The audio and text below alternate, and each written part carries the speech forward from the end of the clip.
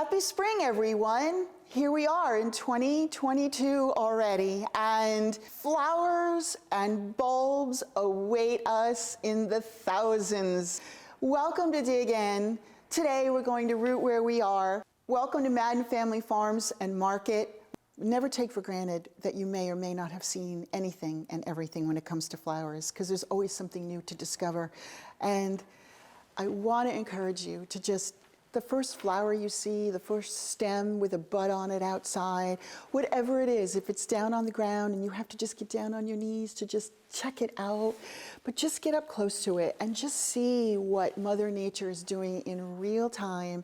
I'm Laura DePrado, owner of Final Touch Plantscaping LLC, located in Somerset County, and I specialize in connecting people and plants, multi-sensory and multi-purposed activities with meaning for anyone and everyone, ages 6 to 106. And today I selected forcing bulbs indoors, rooting where you are, and it's probably something that you've never tried before.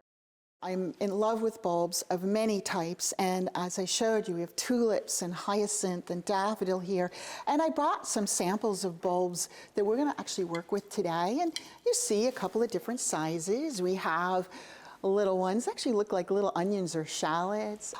They've traveled halfway around the world to actually arrive into the Netherlands, and they are the national symbol for the Netherlands, are bulbs.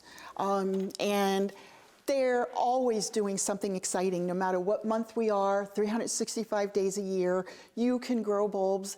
I didn't bring an onion for you today because honestly, we didn't need to do that, but an onion is a bulb, believe it or not.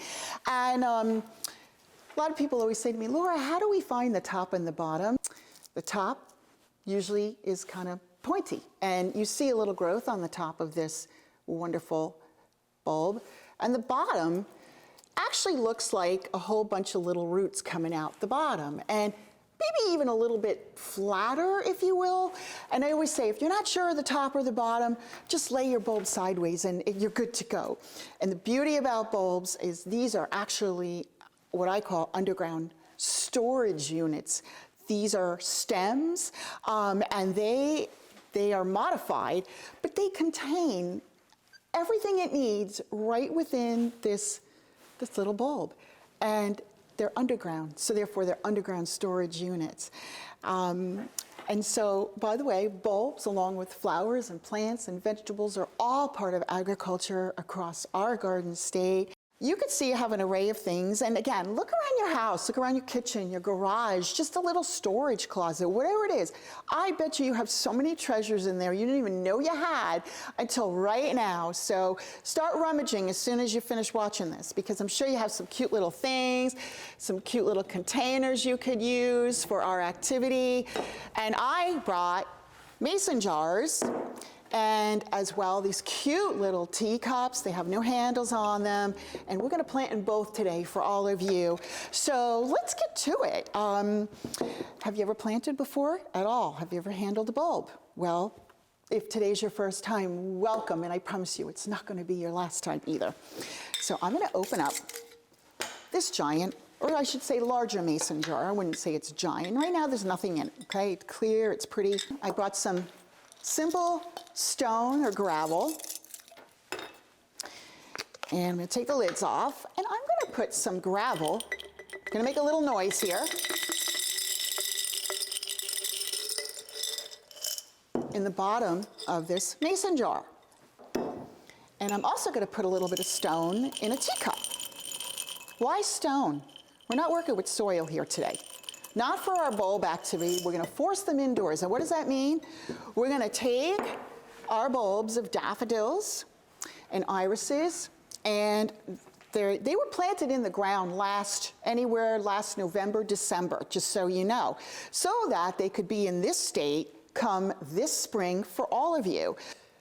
I pointed out earlier that the top is going to be really kind of more pointy, which is where your stem is going to shoot out from, and the bottom is going to be a little bit slightly flatter, and you'll see like almost what look like little hairs coming out the bottom, which is your root end. So we've got the top end and the root end. And I'm going to take this and I'm going to insert and put my hand right inside the jar, and then I'm also going to take a daffodil bulb. Same thing. I'm going to look for the top. I'm going to look for the bottom. If you're not sure, you just go sideways. Promise you, it's going to write itself.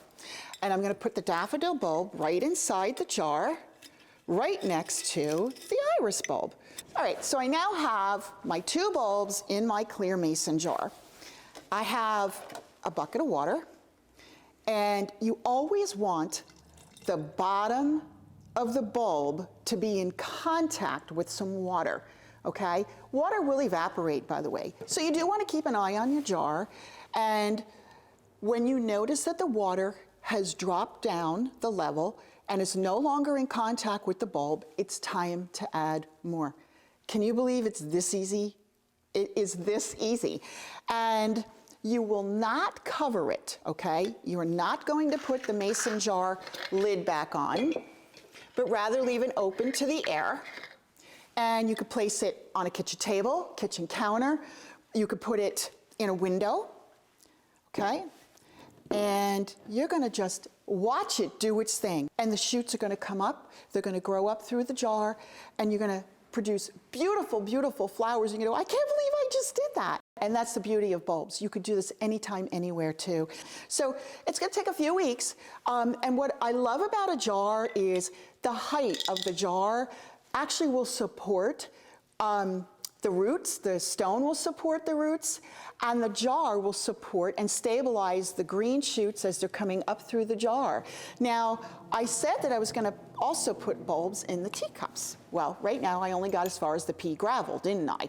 So since it's not clear, I can't see through it like I can the mason jar, I'm going to add my water ahead of time. There's really no order, by the way. And then I'm gonna go ahead and I'm gonna just put a single daffodil bulb right inside. And you kind of hear that sound?